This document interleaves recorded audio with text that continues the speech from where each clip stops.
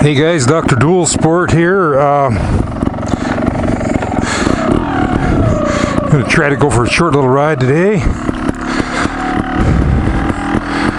See if we can do a little water crossing here.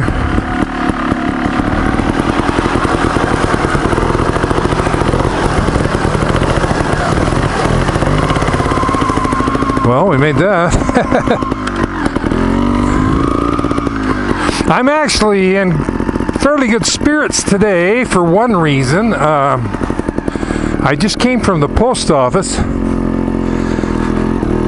I was just able to finally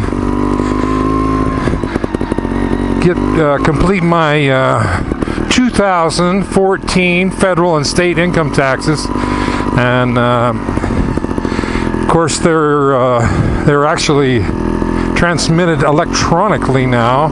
I think that's the way the government likes it, but I did have to mail in a voucher and a payment.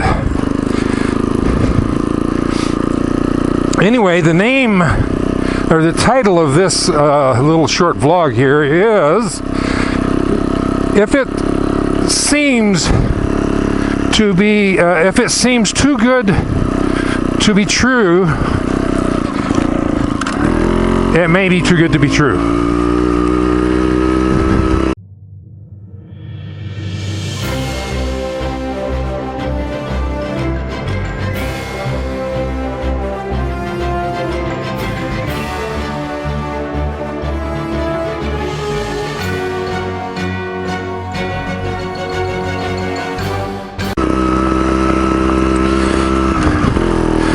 Anyway, that's a lesson that I've been kind of learning throughout life, and I think the first time it was brought to my attention is when I was a young man. I was in probably I think in high school, and in our little town here we had a flour mill. They used to call them grist mills back in the day, I guess, but anyway, we had a flour mill, and it had been in business since before the turn of the century, and it was a pretty good business, quite productive. They had a lot of storage. There was at the time there was a lot of dryland red winter wheat in the area, and when the farmers would harvest their wheat, then they would store it in the mill, and then later on the fellow that owned the mill, he had saved his money all of his life, very frugal, and to where he had enough cash to where he could buy the farmer's grain to fill that mill. And then he actually had quite a reputation for his flour. I think his top seller, it was called Gem. Probably, was available anywhere in the western United States. But anyway, there was a company that moved into town from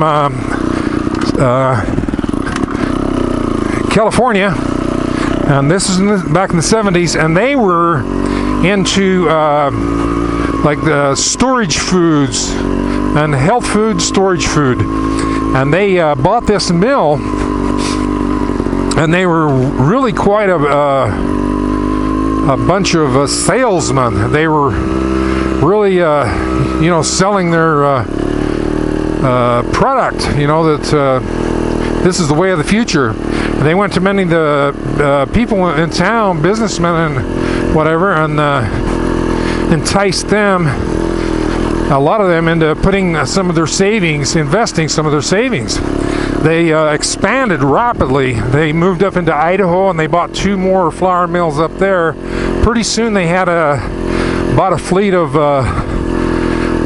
semi-trucks with van trailers. They had them all painted up, beautiful trailers. They had the scenery on the sides, gold trim, whatever.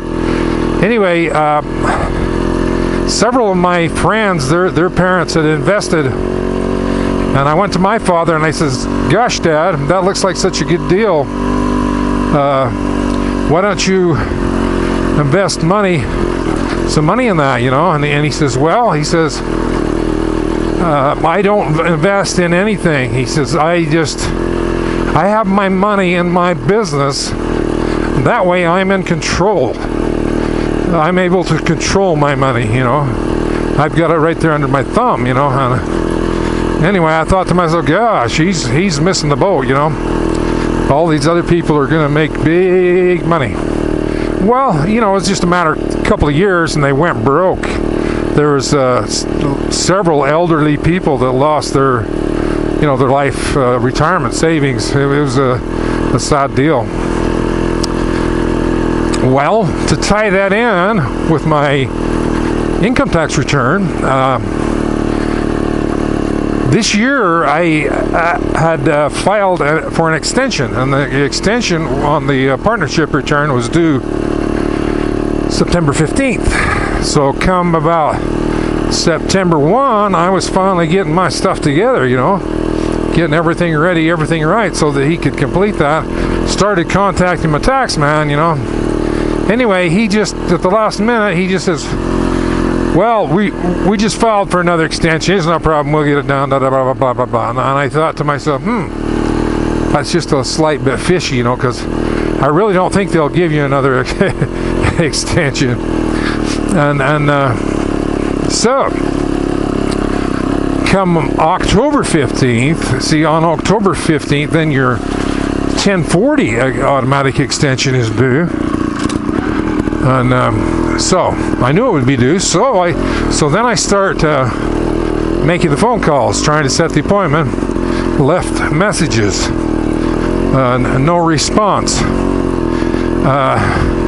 So you know how it is. You'll think of something, try to do it. If it don't work, then you'll move on to other things. Actually, it was after the 15th had passed, and I thought, gosh, I got to get on that because I know I'm late now. So I happen to have the cell number for the secretary, and the gal that worked there, a really nice person. So I called her, left a message on her cell, and in the meantime, my wife has a business. She has like a thrift store, and so a lot of the stuff that comes into her store, donation, is you know, good stuff, and then some of it ends up being junk. So about once a week, it's my job to go to the dump with a load.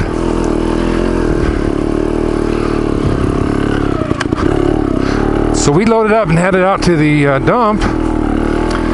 Talking to the attendant out there, he says,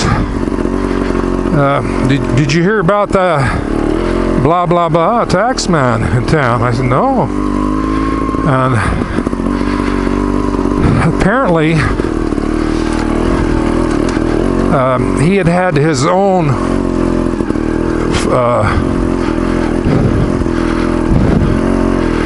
401k group savings that he was managing for his clients, and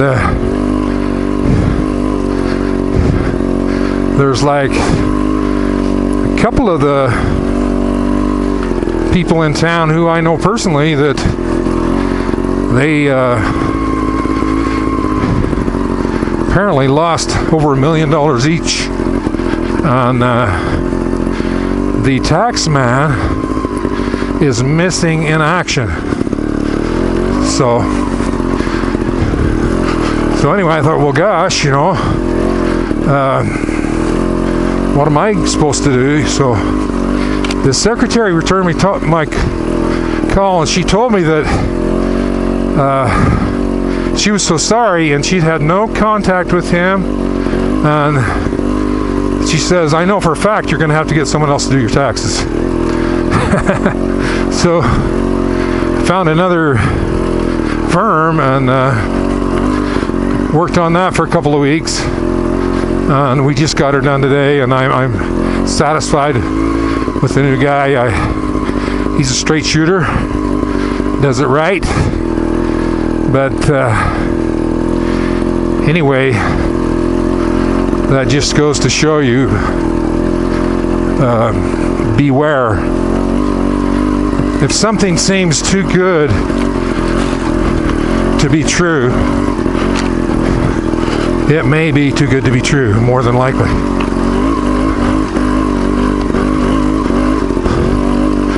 Well, let's go ride some old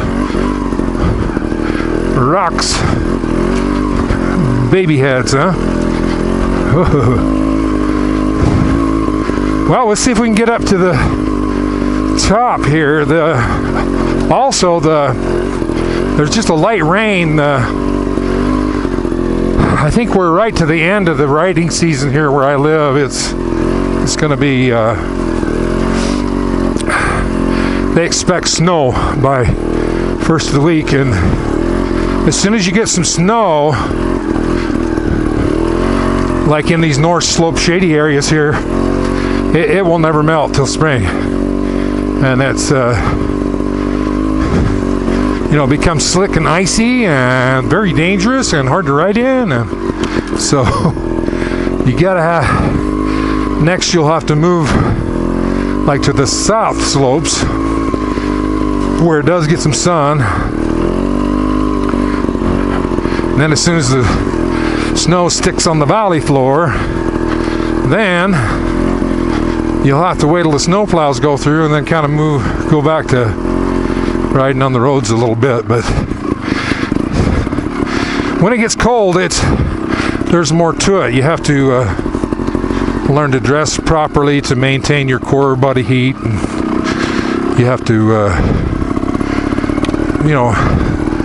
be safe. You don't want to be tipping that bike over on you every 5 minutes. So.